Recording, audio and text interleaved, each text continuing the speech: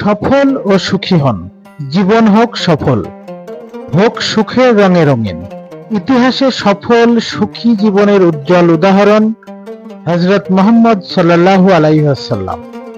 তিনি একাধারে সফল ধর্মবেত্তা, সেনানায়ক, আইন প্রণেতা, বিচারক, রাষ্ট্রনায়ক, সমাজ সংস্কারক এবং মানবাধিকারের সার্থক রূপকার। আবার সহযোদ্ধা, স্বামী, পিতা, পিতামহ, আত্মীয় হিসেবেও তিনি অতুলনীয়।